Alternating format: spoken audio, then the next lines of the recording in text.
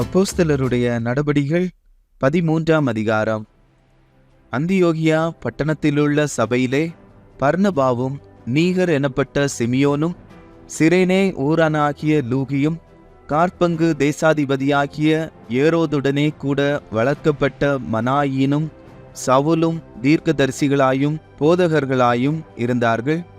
அவர்கள் கர்த்தருக்கு ஆராதனை செய்து உபவாசித்து கொண்டிருக்கிற போது பர்னபாவையும் சவுலையும் நான் அழைத்த ஊழியத்துக்காக அவர்களை பிரித்து விடுங்கள் என்று பரிசுத்த ஆவியானவர் திருவுளம் பற்றினார். அப்பொழுது உபவாசித்து ஜெபம் பண்ணி அவர்கள் மேல் கைகளை வைத்து அவர்களை அனுப்பினார்கள். அப்படியே அவர்கள் பரிசுத்த ஆவியினால் அனுப்பப்பட்டு செலூக்கியா பட்டணத்துக்கு வந்து கப்பல் ஏறி அங்கிருந்து சீப்பரு தீவுக்கு போனார்கள். சாலமி பட்டணத்தில் வந்தபோது அவர்கள் யூதருக்கு ஜெப ஆலயங்களில் தேவ வசனத்தை பிரசங்கித்தார்கள். யோவானும் அவர்களுக்கு உதவிக்காரனாயிருந்தான். அவர்கள் பாப்போ பட்டணம் வரைக்கும் தீவை கடந்து வந்தபோது பரியேசு என்னும் பேர் கொண்ட மாயவித்தைக்காரனும் கள்ள தீர்க்கதரிசியுமான ஒரு யூதனை கண்டார்கள். அவன் விவேகமுள்ள மனுஷனாகிய செர்கியு பவுல் என்னும் அதிபதியுடனே கூட இருந்தான். அந்த அதிபதி பர்னபாவையும் சவுலையும் அழைப்பித்து அவர்களிடத்தில் தேவ வசனத்தை கேட்க ஆசையாயிருந்தான். மாயவித்தைக்காரன் என்று அர்த்தங்கொள்ளும் பேரையுடைய அந்த எலிமா என்பவன் அதிபதியை விசுவாசத்தினின்று திருப்பும்படி வகை தேடி அவர்களோடு எதிர்த்து நின்றான்.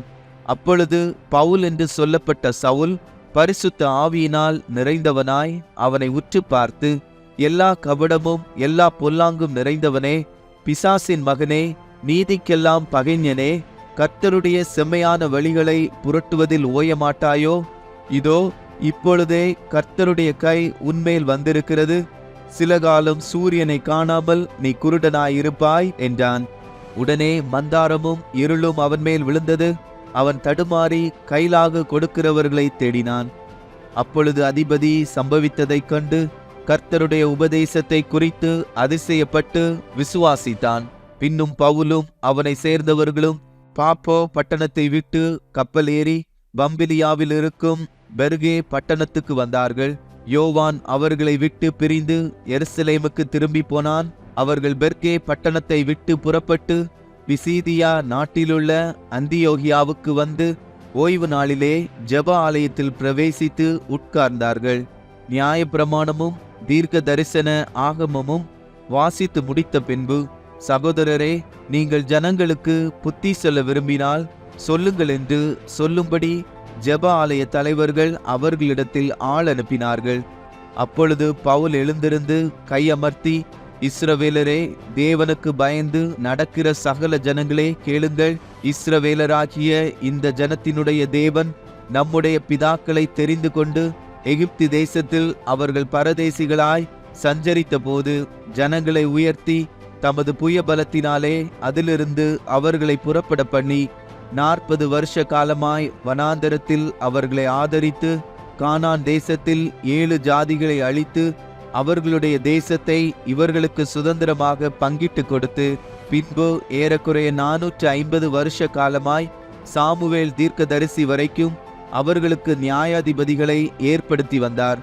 அது முதல் தங்களுக்கு ஒரு ராஜா வேண்டுமென்று கேட்டுக்கொண்டார்கள். அப்படியே தேவன் பென்யமீன் கோத்திரத்தானாகிய கீசுடைய குமாரனான சவுலை 40 வருஷ காலமாய் அவர்களுக்கு கொடுத்தார். பின்பு அவர் அவனை தள்ளி தாவீதை அவர்களுக்கு ராஜாவாக ஏற்படுத்தி, ஈசாயின் குமாரனாகிய தாவீதை என் இருதயத்துக்கு ஏற்றவனாக கண்டேன், எனக்கு சித்தமானவைகளை எல்லாம் அவன் செய்வான் என்று அவனை குறித்து சாட்சியும் கொடுத்தார். அவனுடைய சந்ததியிலே தேவன் தமது வாக்குத்தத்தத்தின்படியே இஸ்ரவேலுக்கு இரட்சகராக இயேசுவை எழும்ப பண்ணினார். இவர் வெளிப்படுவதற்கு முன்னே மனம் திரும்புதலுக்கேற்ற ஞான ஸ்நானத்தை குறித்து யோவான் இஸ்ரவேல் யாவருக்கும் பிரசங்கித்தான். யோவான் தன் பணிவிடை ஓட்டத்தை நிறைவேற்றுகிற போது, நீங்கள் என்னை யார் என்று நினைக்கிறீர்கள்? நான் அவரல்ல, இதோ எனக்கு பின் ஒருவர் வருகிறார், அவருடைய பாதரட்சையை அவிழ்க்கிறதற்கும் நான் பாத்திரன் அல்ல என்றான். சகோதரரே, ஆபிரகாமின் சந்ததியில் பிறந்தவர்களே, தேவனுக்கு பயந்து நடக்கிறவர்களே, இந்த இரட்சிப்பின் வசனம் உங்களுக்கு அனுப்பப்பட்டிருக்கிறது. எருசலேமில் குடியிருக்கிறவர்களும் அவர்கள் அதிகாரிகளும் அவரை அறியாமலும் ஓய்வு நாள் தோறும் வாசிக்கப்படுகிற தீர்க்கதரிசிகளின் வாக்கியங்களை அறியாமலும் அவரை ஆக்கினைக்குள்ளாக தீர்த்ததினால் அந்த வாக்கியங்களை நிறைவேற்றினார்கள். மரணத்திற்கு ஏதுவானதொன்றும் அவரிடத்தில் காணாதிருந்தும் அவரை கொலை செய்யும்படிக்கு பிலாத்துவை வேண்டிக் கொண்டார்கள். அவரை குறித்து எழுதியிருக்கிறவைகள் யாவையும் அவர்கள் நிறைவேற்றின பின்பு அவரை மரத்திலிருந்து இறக்கி கல்லறையிலே வைத்தார்கள். தேவனோ அவரை மரித்தோரிலிருந்து எழுப்பினார். தம்முடனே கூட கலிலேயாவிலிருந்து எருசலேமுக்கு போனவர்களுக்கு அவர் அநேக நாள் தரிசனமானார். அவர்களே ஜனங்களுக்கு முன்பாக அவருக்கு சாட்சிகளாயிருக்கிறார்கள். நீர் என்னுடைய குமாரன், இன்று நான் உம்மை ஜெனிப்பித்தேன் என்று 2ஆம் சங்கீதத்தில் எழுதியிருக்கிறபடியே இயேசுவை எழுப்பினதினாலே தேவன் நம்முடைய பிதாக்களுக்கு அருளி செய்த வாக்குத்தத்தத்தை அவர்களுடைய பிள்ளைகளாகிய நமக்கு நிறைவேற்றினார் என்று நாங்களும் உங்களுக்கு சுவிசேஷமாய் அறிவிக்கிறோம். இனி அவர் அழிவுக்குட்படாதபடிக்கு அவரை மரித்தோரிலிருந்து எழுப்பினார் என்பதை குறித்து தாவீதுக்கு அருளின நிச்சயமான கிருபைகளை உங்களுக்கு கட்டளையிடுவேன் என்று திருவுளம் பற்றினார். அன்றியும் உம்முடைய பரிசுத்தர் அழிவை காண ஒட்டீர் என்று வேறொரு சங்கீதத்தில் சொல்லியிருக்கிறது. தாவீது தன் காலத்திலே தேவனுடைய சித்தத்தின்படி அவருக்கு ஊழியம் செய்த பின்பு நித்திரையடைந்து தன் பிதாக்கள் இடத்திலே சேர்க்கப்பட்டு அழிவை கண்டான். தேவனால் எழுப்பப்பட்டவரோ அழிவை காணவில்லை.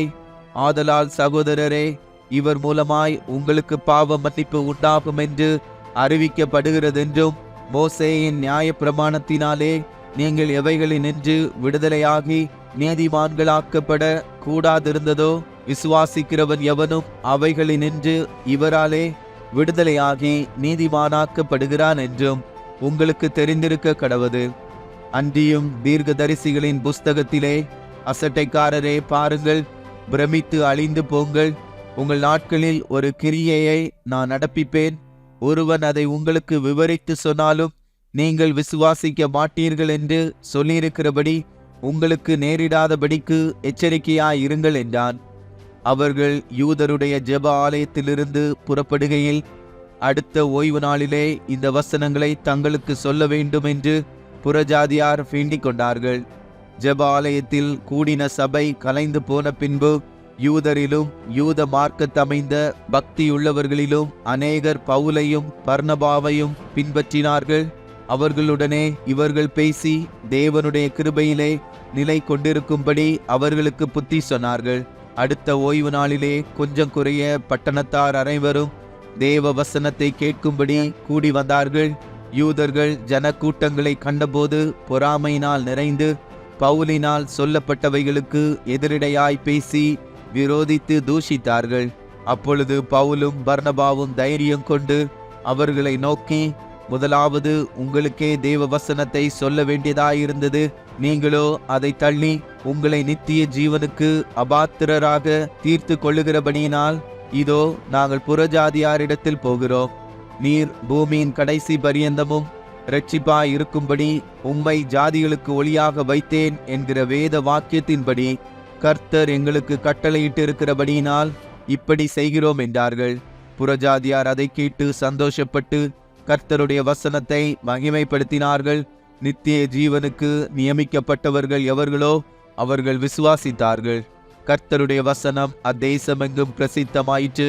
யூதர்கள் பக்தியும் கனமும் உள்ள ஸ்திரீகளையும் பட்டணத்து முதலாளிகளையும் எடுத்துவிட்டு பவுலையும் பர்னபாவையும் துன்பப்படுத்தும்படி செய்து தங்கள் எல்லைகளுக்கு புறம்பாக அவர்களை துரத்தி விட்டார்கள். இவர்கள் தங்கள் கால்களில் படிந்த தூசியை அவர்களுக்கு எதிராக உதறி போட்டு இக்கோனியா பட்டணத்துக்கு போனார்கள். சீஷர்கள் சந்தோஷத்தினாலும் பரிசுத்த ஆவியினாலும் நிரப்பப்பட்டார்கள்.